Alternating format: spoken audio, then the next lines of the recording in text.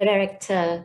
Now, let's begin our first plenary session entitled The Power of Revision by Professor Emeritus Dr. Stephen Krashen.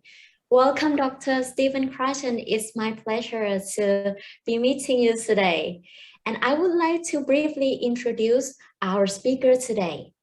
Professor Krashen is Professor Emeritus at University of Southern California.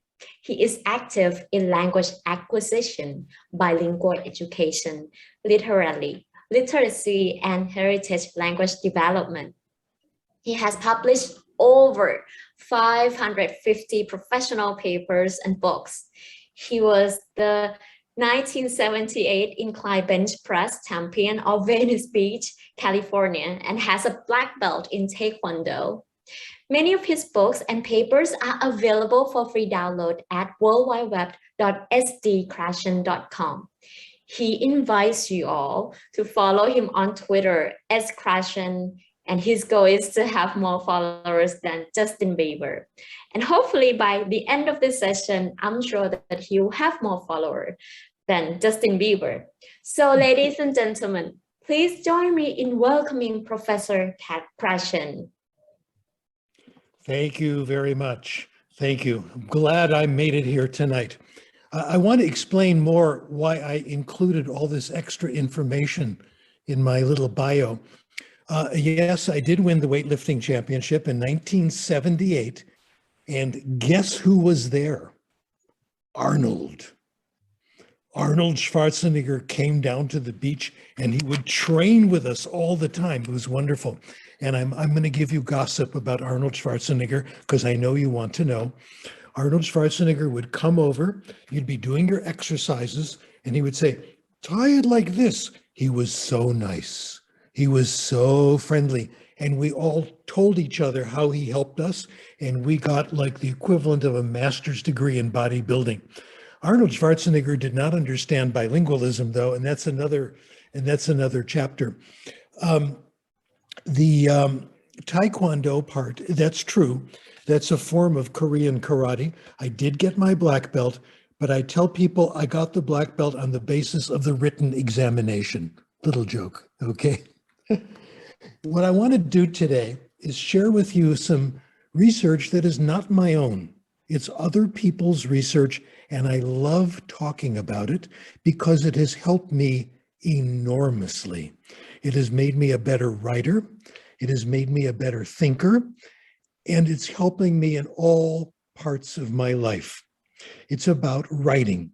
So I'm reporting to you today on the work of a number of people, a lot of researchers and a lot of public figures, a lot of actors, etc. I'm going to quote Ernest Hemingway. I'm going to quote Kurt Vonnegut. All are people who've contributed their insights to these things. Number one, I've listed these things as secrets. I'm going to share with you 17 secrets about writing. These are secrets nobody knows. And I hope you tell everybody. And I'll explain at the end why nobody knows and what we can do about it. First of all, you don't get to be a better writer by writing. All the methods of teaching writing have people write a lot, write lots of compositions, keep trying, get your errors corrected. The research goes back 50 years. Back, in fact, more than that, to the 1920s and 1930s. I've seen experiments published in journals. They increase writing, nothing happens. You increase reading, people get better. There are no exceptions to this, and yet it's a big secret. You don't get better by writing. Increasing writing will not make you a better writer. You get better by reading. If you read a lot, which all of you do, you absorb, Krashen would say, you acquire the written language. It can't be taught. It's too complicated. So this makes life a lot easier for us. We get better by reading. The ability to write is the result, or the acquisition of the code of writing is the result of doing lots of reading. But writing does something else, and this is the biggest secret.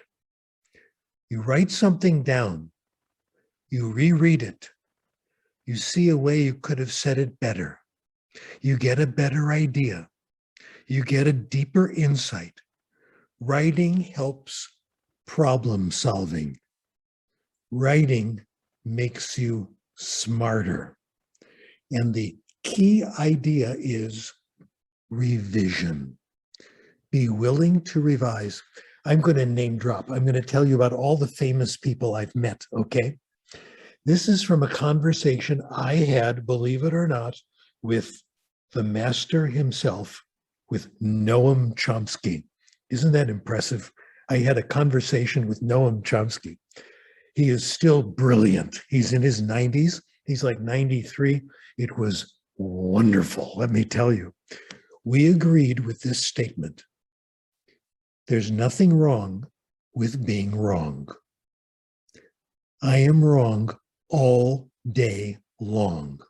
And it's through revision I discover my mistakes, mistakes after mistakes. You correct them, and that's how you grow intellectually. I have now shared with you the biggest secret, and this is a big one. You never get it right the first time. You're constantly changing things.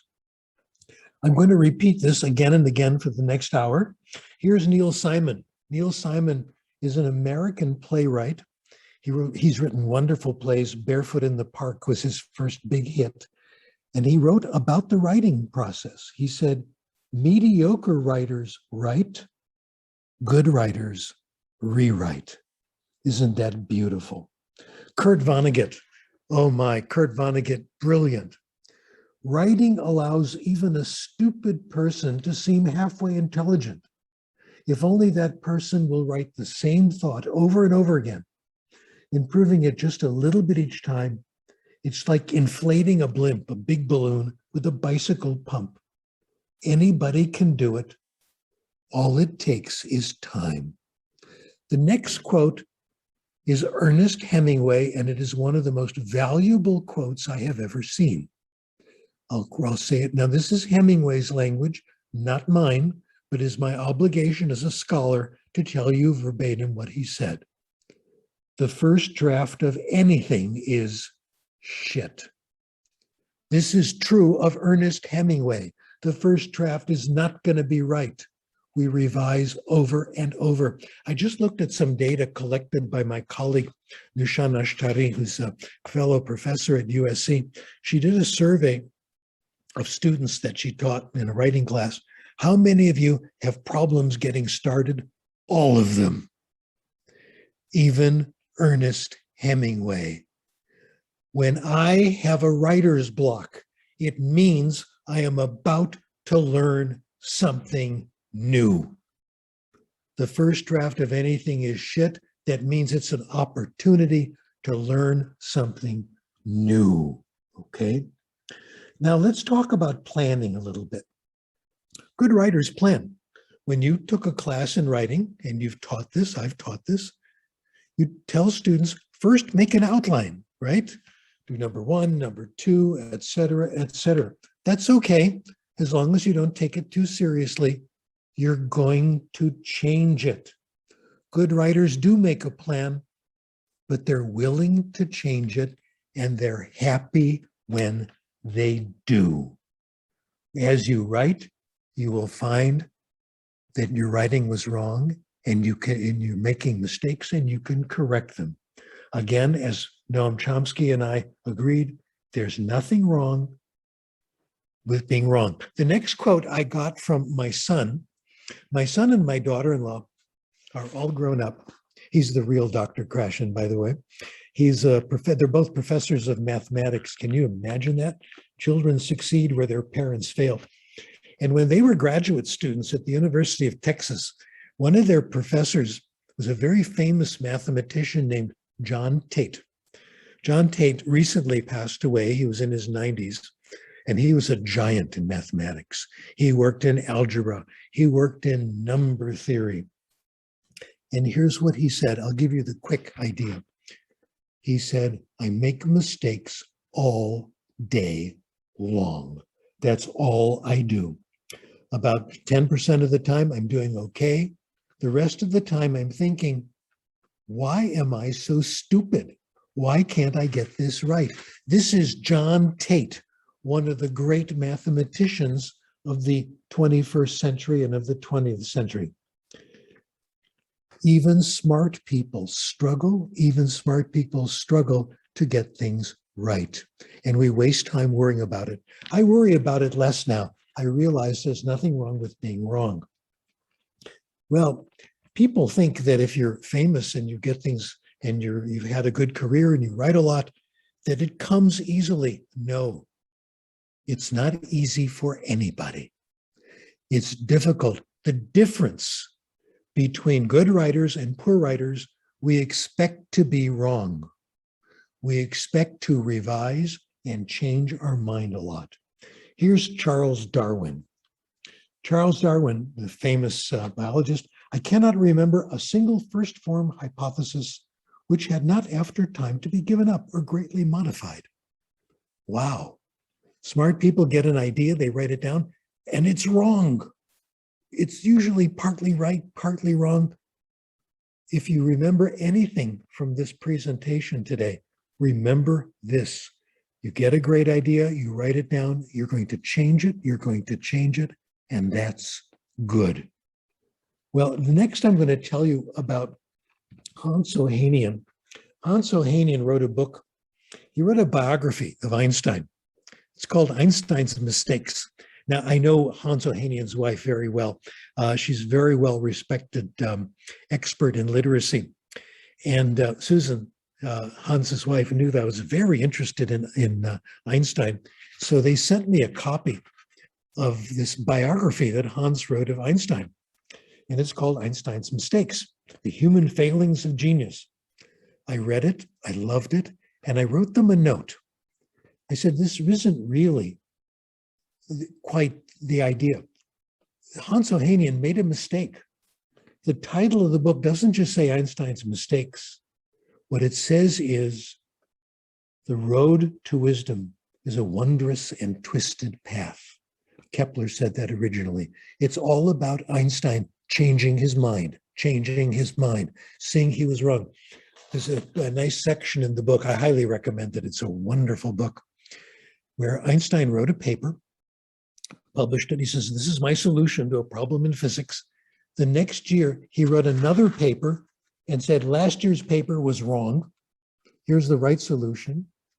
The next year, he wrote another paper and said, last year's paper was wrong. Here's what I think now. He did it 4 times.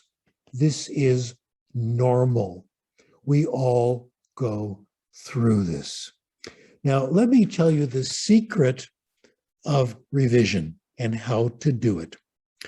First of all, while you're writing, think about your ideas. Every writing teacher tells you this, and they're all right. Don't edit as you write. This is secret number 6. Don't worry about spelling. Don't worry about punctuation.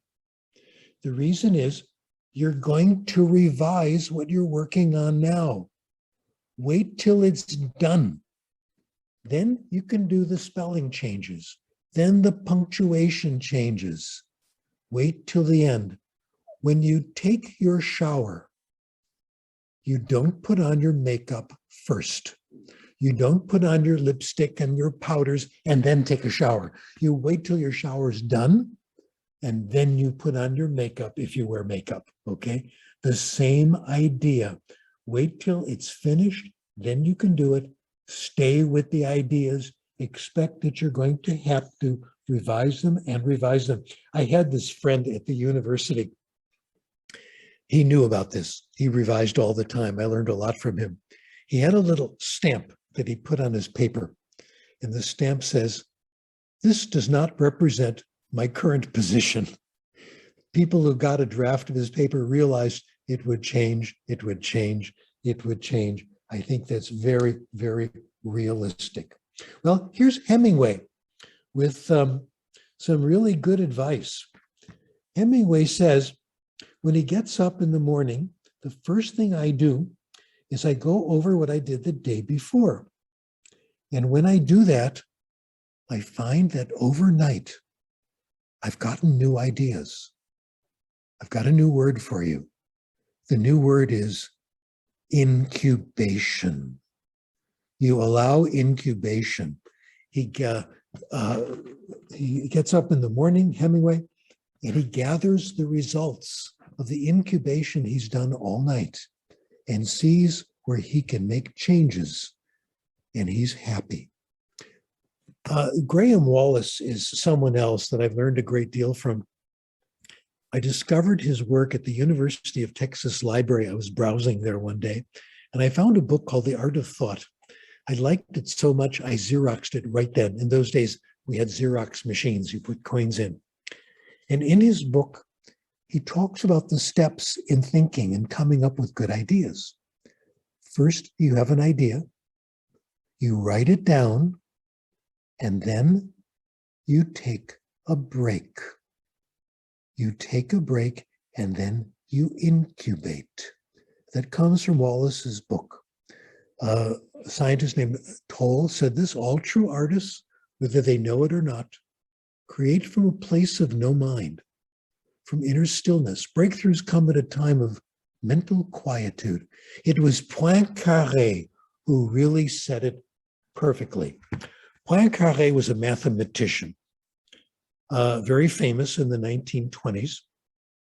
In fact, his mathematics was very important to Albert Einstein, and some people felt that Poincaré deserved a Nobel Prize for his mathematics, non-Euclidean geometry, and all that stuff. Well, Poincaré wrote a paper about creativity, and here's what he said. I learned a great deal from this paper. He says, when I'm doing my mathematics and I get a problem, I stop my work. I get up from the table and I do something mindless. Now, this was 100 years ago. He said, I would get up, go to the fire, put some more wood on the fire, then come back. And when I come back, the problem I'm confused about is a little bit clearer. Your subconscious mind is helping you solve the problem. I learned this from Poincaré. When you have a writer's block, get up. Do something mindless. Don't take too long a break, then come back. I'll tell you two things that I do. I like at home, if you ever come to my house and we have dinner, I will do the dishes. I like doing them myself. Nobody else is in the kitchen when I do the dishes. I close the door and I'm there alone. I don't want anyone else to help me with the dishes. That's when I do incubation. I bring my computer into the kitchen, turn it on, start to write. Immediately, I have a writer's block. I have writer's blocks all day long. Of course, I'm now happy. I know I'm going to learn something. I go to the sink, I dry 2 dishes, I wash 3 more. Then go back to the computer, write a little bit more, writer's block right away. Go back to the dishes, dry the dishes I washed before, wash a few more. After 20, 30 minutes, the kitchen is clean, the dishes are done, and I have written. In the old days, we used to travel places. I don't travel anymore, I stay home now. I like it better. In fact, I used to spend a lot of time in hotel rooms. I'll tell you all the gossip. I'll tell you exactly what I used to do in hotel rooms. This is the whole story, and you can tell your friends. The problem with hotel rooms, the most difficult task is unpacking. What I do when I get in a hotel room, I take my suitcase, I put it on the bed. Then I go to the computer. I turn it on, start working. Immediately, a writer's block. I hope this makes you feel better. I have writer's blocks all day long. That is my life. I open the suitcase, I take out 1 shirt, hang it up, go back to the writing, write another 2 sentences, another writer's block, get up, hang up another shirt, go back. This is the interval free from conscious thought. Writing does it, but writing is valuable because you discover these writer's blocks.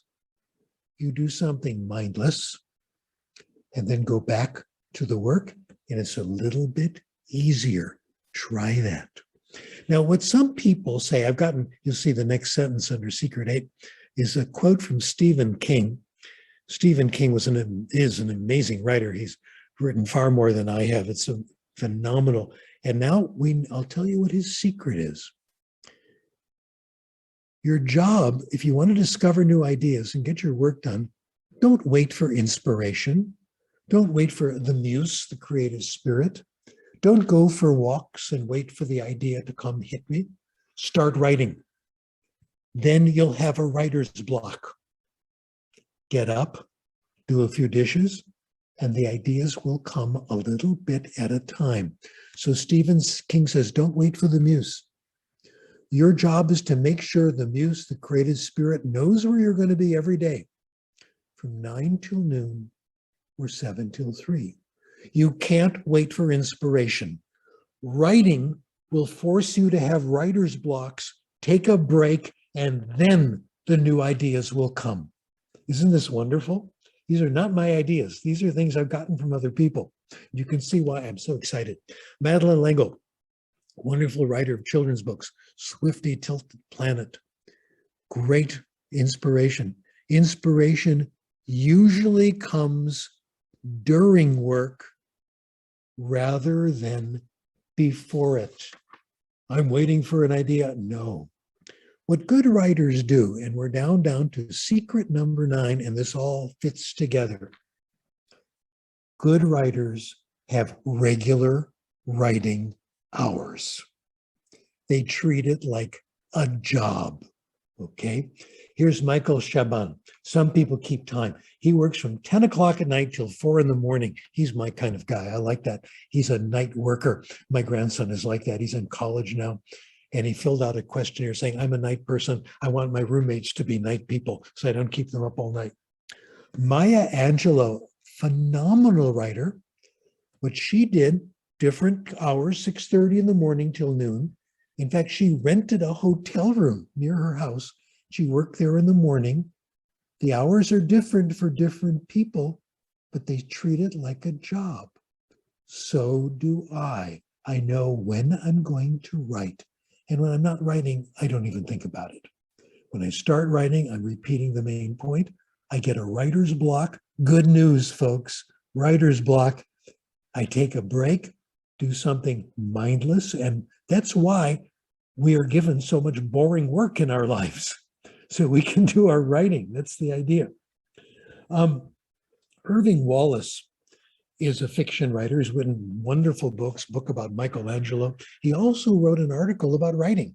He co-authored with a professor of psychology, and he found that good writers are timekeepers.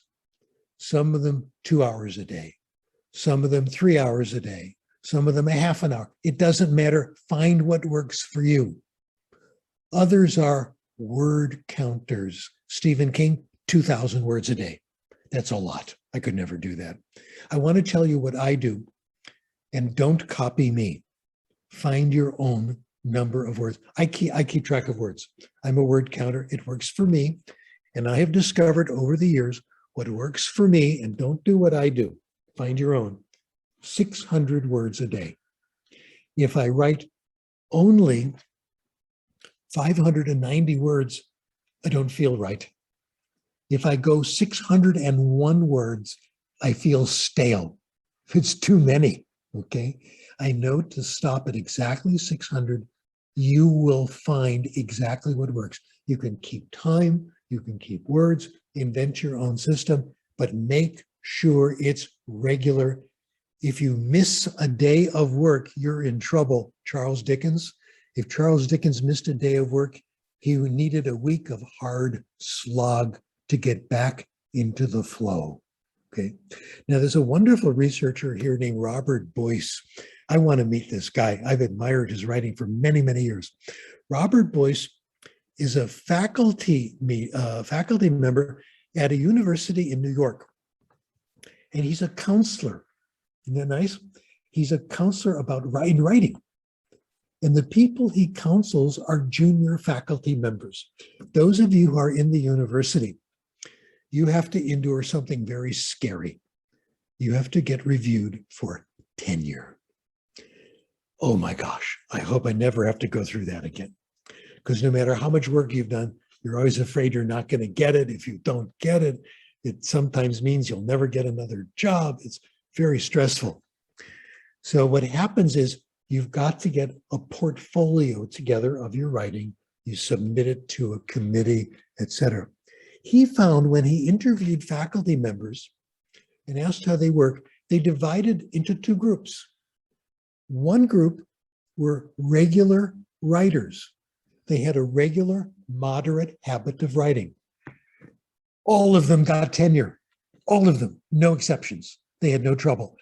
They would be just like Maya Angelou or Stephen King, so many words a day, half an hour a day. They have a time, a place, and it worked. The other group were what we call binge writers. This is a word you get from diet.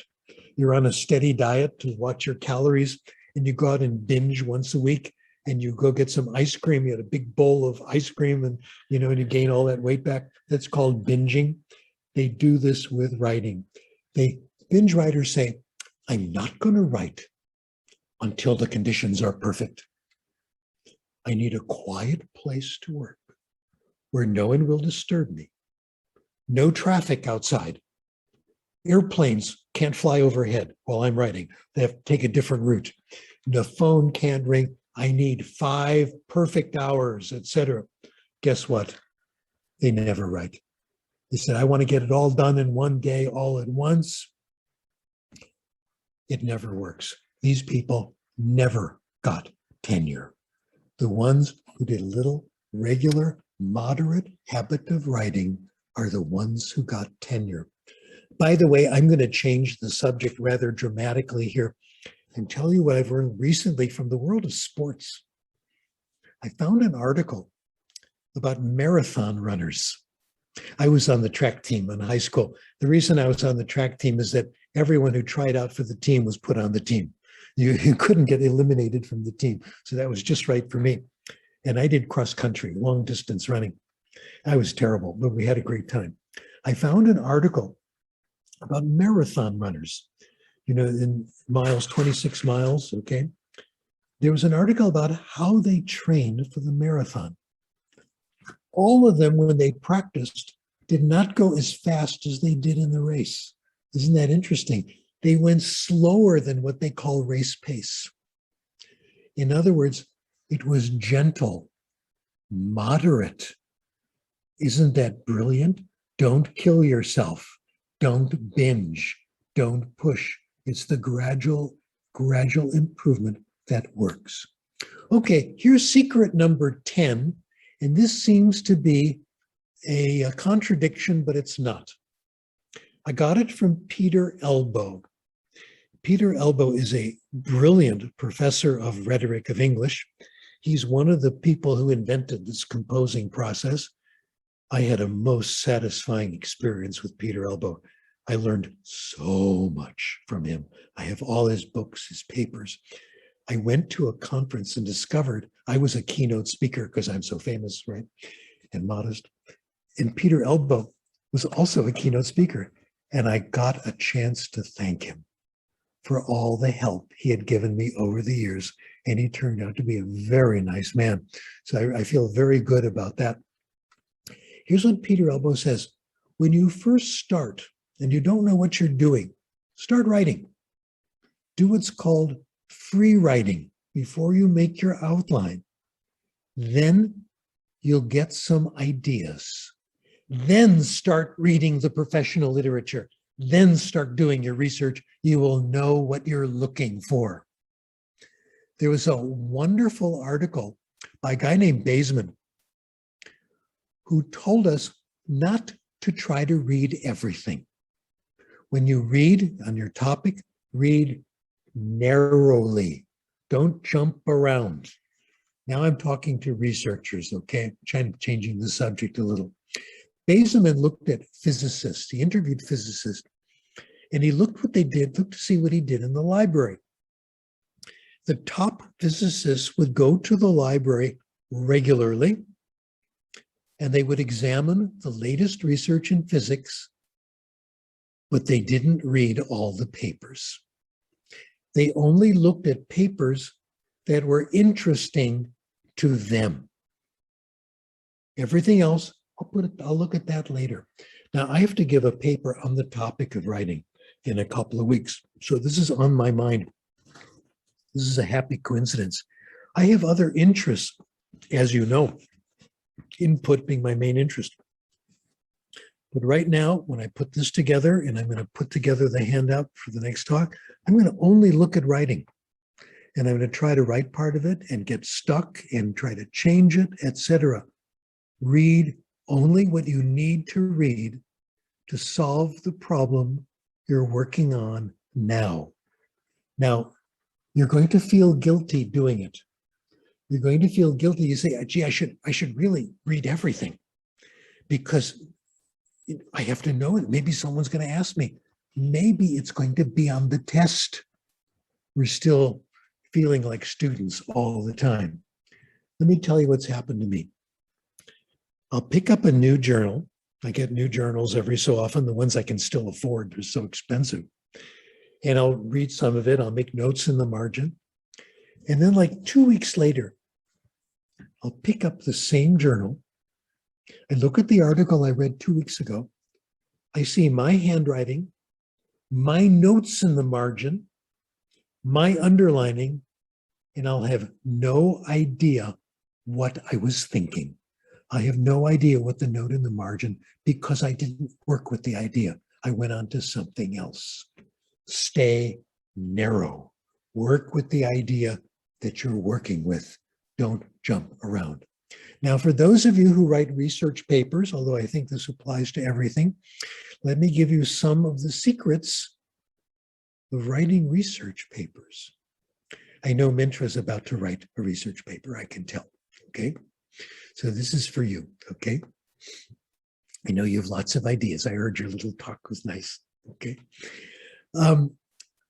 There, in my opinion, research papers, if you have numbers in it, or even if you don't, all have one central idea.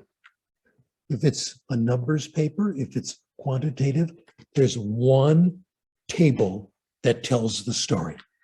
I call this the central table, pre-test, post-test. We did this, we did that. When I'm looking at an article, the first thing I do is I try to find the central table. When I'm writing up my research, the first thing I do, I write up the central table. If you do that, everything else is easy. You have won the war. Everything is over. Take your time with that. Or it's the central, your main idea. Have a paragraph about what your central hypothesis is, what your major idea is.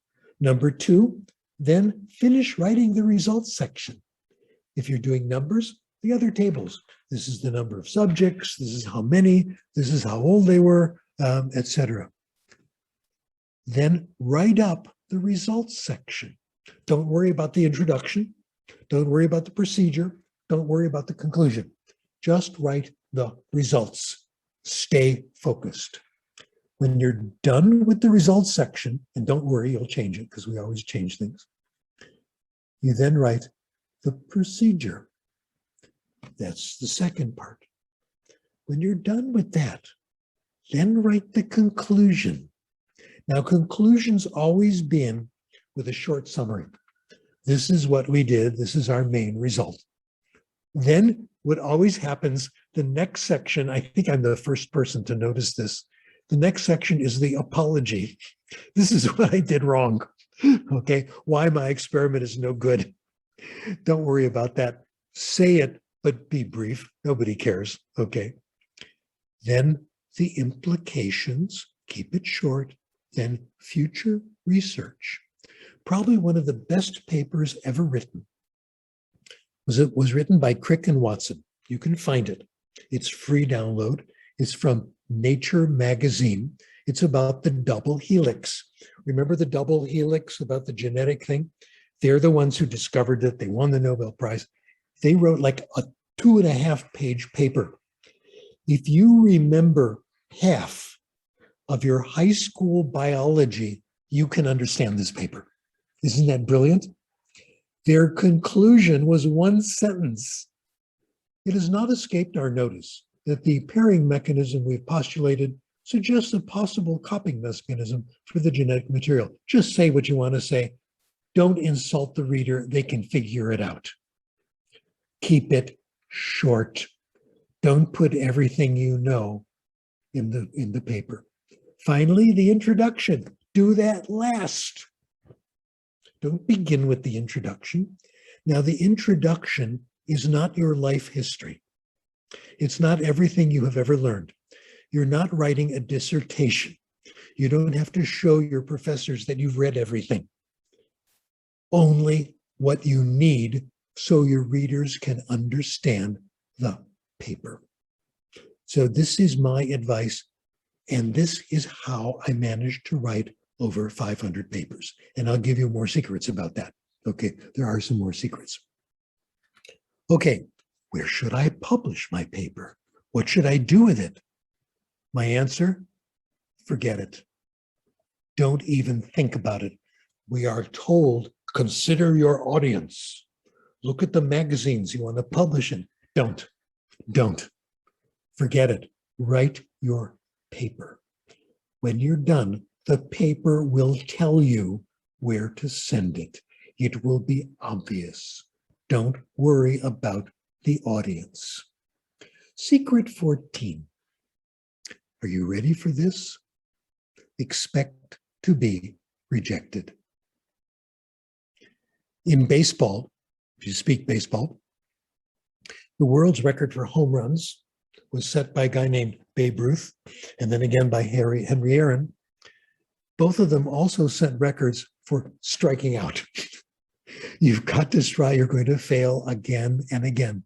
For us, striking out, we think, is having blocks, having problems. Don't worry about it. It happens to everybody. The American Psychological Association tells us that 3/4 of papers submitted to their journals are rejected. Isn't that amazing? Everybody gets rejected. Nobody talks about it. I write lots of letters to the editor. If you want to see them, follow me on Twitter. I post them there. The last two I thought were the best ones I ever wrote. I really had a great time. They were both rejected. Okay. Here's my percentage. Of letters to the editor, only 5% get accepted. I get about 10% accepted. I'm doing twice as good as the average, but most of them are rejected. Simply accept it and keep trying. Do it again. When you get comments and someone doesn't like what you wrote, here's what I do, and I recommend this. Don't hesitate. Don't take too much time. Sit down and read the comments. If you agree, make changes. If you don't agree, don't make changes. The paper is yours. You will get the credit. You will get the blame. Make sure it reflects your thinking. Okay? So if you made a mistake, fine, but don't worry about it. Realize you will be blamed. If you make a change that you don't believe it and you want to please the reviewer, that's suicide because you will be blamed for it. It's not your work.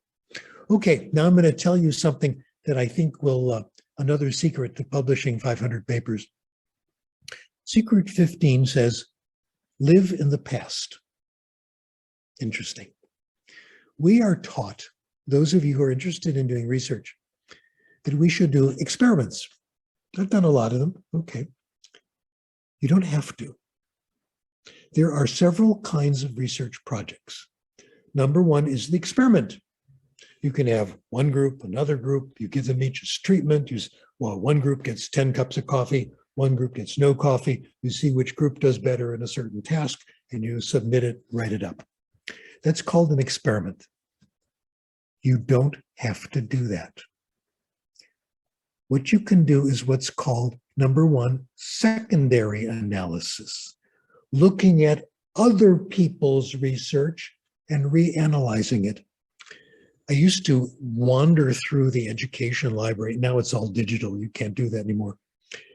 But what I did one day, I used to walk through the shelf and look at the old journals. My favorite section were journals published 100 years ago, like 1902, 1890, English language arts. I found these fabulous articles about spelling. I'm very interested in spelling. Spelling test scores, how well people spelled in those days. And they still spell about the same. It hasn't gotten better, it hasn't gotten worse. In those days, though, and there's page after page of data, the statistics that we use today was invented in the 1920s. They didn't know about it in 1902 and 1895. So what I did with my student Howard White, we took their data and we applied modern statistics. We ran it again. We republished the data. This is a reanalysis, and we praised the people who gave us the data. And it was rejected twice, of course. Who cares? I will eventually get it published. This is what you can do. You can look at old data, reanalyze it, because you have new statistical techniques and you have new hypotheses. So you can do secondary analysis. The most impressive thing that I found is what's called meta-analysis. When I discovered meta-analysis, I was already a junior professor. I was so excited I couldn't sleep for 3 nights. And I found everything I could about meta-analysis. In meta-analysis, you take all the research that's been done in a certain area. You treat each study like one point of data. You take, so let's say you're doing a research on coffee, and one group gets coffee, the other one doesn't. You look at the difference, the t-test, and you convert it to one number, an effect size. And you can do the analysis of everything at once. We've done this with bilingual education. This has been the most exciting. Researchers have done this, and they have found they can analyze 60 studies at once. That bilingual education works if it's done right. And this is much better than trying to do your own studies. So you don't have to do a new study. Use existing sets of data. You don't have to invent your new tests. You can use other people's tools. Now, here's another interesting way of working. It's called unobtrusive measures. There's a book called Unobtrusive Measures in the Behavioral Sciences. I found that out. I discovered it in 1982. I read it like a novel. It was so exciting. I hope you find it too. The opening part, you'll get the genius of this with the example. The author tells the story of an automobile sales company. They had an automobile company, and they sold Chevrolets, an American car. Now, the owner wanted to know where he should advertise his dealership.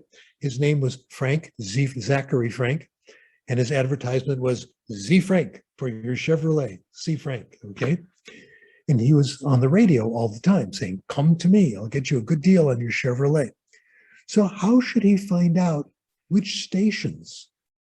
Should he call people, ask them? No. Now, part of his dealership was a repair shop. He told his people, go to the repair shop, look to see where their radio dial is set. Isn't that brilliant? He got hundreds of radio dials. He didn't bother anybody. He didn't worry people. He got the data he needed to find out what the radio stations Chevrolet drivers listen to. Now, my colleague, Nishan Ashtari, I mentioned her to you, did a study based on this, what we call a wear and tear study.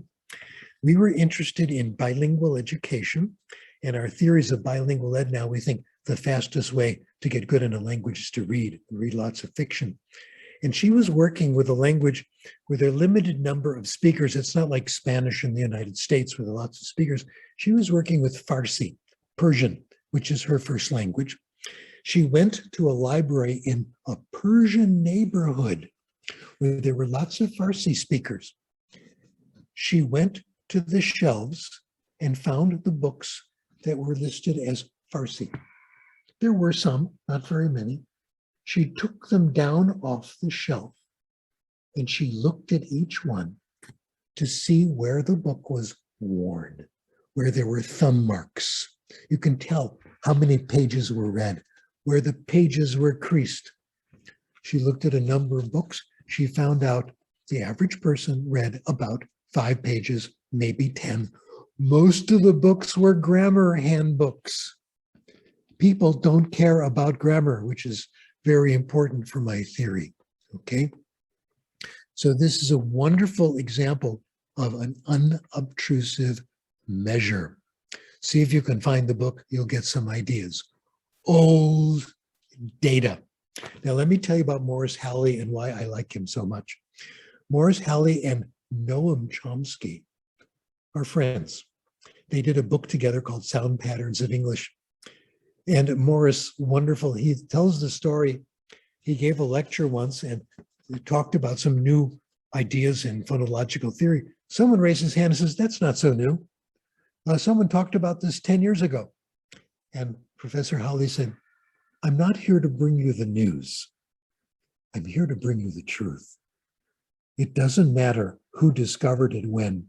It doesn't have to be new. Keith Simonton, a brilliant thinker about creativity, his books are wonderful. He asks this question: when you think about eminent thinkers, thinkers who are representative of their time, representative of the what we call the zeitgeist, okay? For example, in anthropology, Margaret Mead, she represented her times. Einstein in physics, etc. Are they with the times or ahead of the times? Well, you would think they're always ahead of the times. No, they're behind the times. They're always interested in ideas that are no longer popular. A good example, Noam Chomsky. Noam Chomsky got interested in ideas about innateness that were no longer in fashion. And he went back, his book Cartesian Linguistics is his rereading of these old ideas.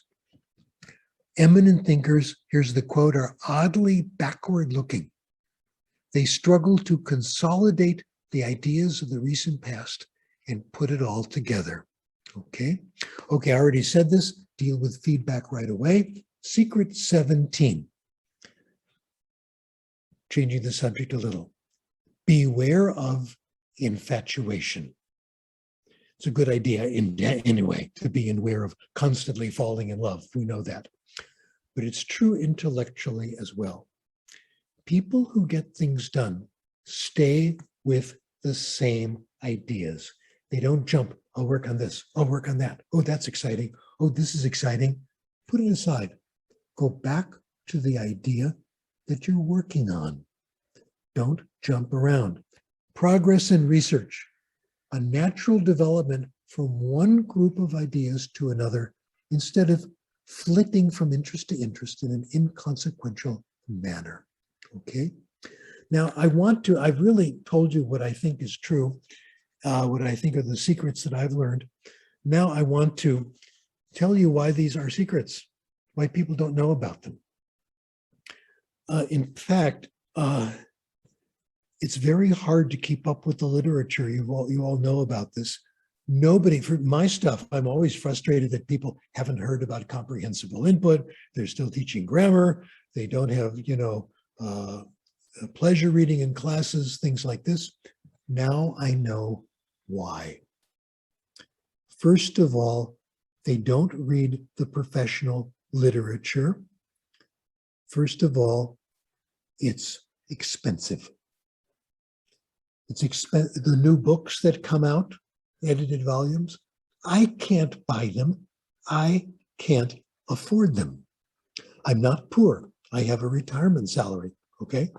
So I'm okay, I'm not starving, but I can't afford $100 American for a book. And every time I open the computer, there's new books for $30, $40, $50. I would have 3 at a time. I can't do it. The journals are expensive. I only subscribe now to 2 journals. because I can't subscribe to more than that. I can't afford it. Nobody can. I found a few places that are illegal where you can download things for free, and I recommend you do that too. You can find them out and do that. There's no other way of doing it. For me, there is one solution.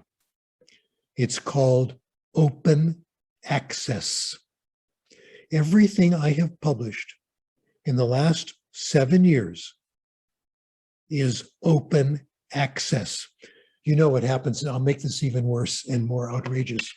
You see an article you like, published 20 years ago, and you want a copy. So you look in the journal, how can I order a copy? $40 American. Who gets the money? Not the author, the publisher. This is an outrage. So things should be open access.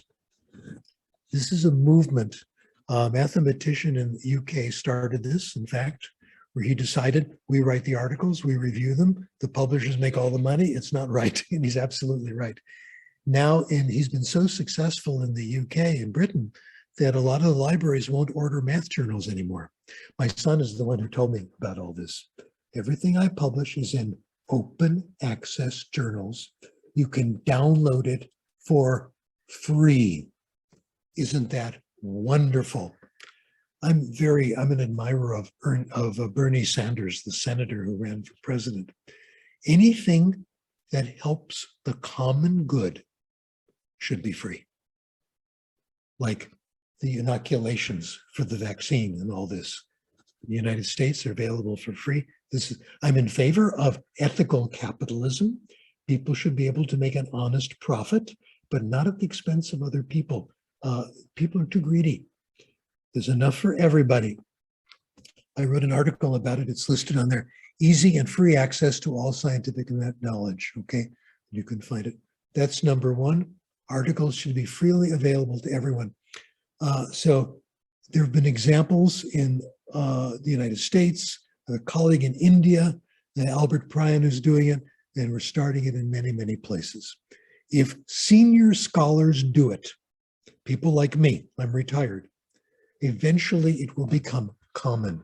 Junior scholars have a hard time because you have to be in prestige journals or you can't get a job. If we do it, eventually it'll get to be okay. Number two, papers are too long. I read a paper now, I don't know what it's about until I've gone 10 pages into the paper. Every day I see more articles than I can read. That's why I write short papers. That's why I love this paper about the double helix, Crick and Watson. You don't have to tell everybody what you know, everything you know. You don't have to show off. Don't publish your dissertation. Don't publish your term papers. In fact, my idea of a dissertation should be 3 or 4 published papers. We shouldn't have the long literature review, etc. I'm often asked to review papers for journals, and I do it. I like doing it. It's an obligation. Other people did it for me. But I have a rule. I started the rule 5 years ago. I say I will not review a paper if it's longer than 5 pages. I have not reviewed a paper in 6 years. They're all too long. And here is Georg Lichtenberg. He said it beautifully. When we ask the time, we don't want to know how watches are constructed. Just tell me the time. So free papers, short papers. Senior scholars, help me out on this. Finally, avoid gibberish. I learned about this when I was a graduate student and why people write such complicated prose. So we call this tortured prose, or tortured vocabulary specialization. Chris Hedges wrote about this. I went to a meeting of the Acoustical Society, and I went to a paper given by a member of my committee. Name was Peter Ladefoged. His specialty was phonetics, which is not my field, but I took his class and it was wonderful. It was wonderful because he told us all the gossip, what was going on. That's how I learned phonetics and made it so interesting. Anyway, Peter gave his paper at the Acoustical Society, and he started out by saying, Well, the papers are usually 12 minutes, but the committee met last night and we decided the paper should be 5 minutes. It goes into effect next year, but I'm going to do it here. He gave his paper in 5 minutes. He didn't have time to do long explanations. He kept it short. Everybody understood it, even if you weren't a specialist, because he wasn't telling them every tortured detail. Peter Ladefoge got more criticism than anybody at that conference because people understood his paper. So Hedges says the reason people write long tortured papers is so people won't criticize them. Isn't that, I think that's absolutely true. So my parting words, that I'm trying to do this, keep it short, avoid gibberish, open access. My website, sdkrashen.com, has my articles listed. You can download them. Some of them are on ResearchGate. Help yourself. There are books there. You may download my books, give them to your friends. I don't publish books anymore because nobody can afford them. If I find a publisher that I can publish a book for like $5 or less, then I'll do it. But I'm not going to do it when books are $50, $60. It's not fair. No one's going to read it. Okay. Okay, let me open the meeting for questions. Mintra, can you give me the questions and I won't have to try to read these? Give me one that you love. Okay.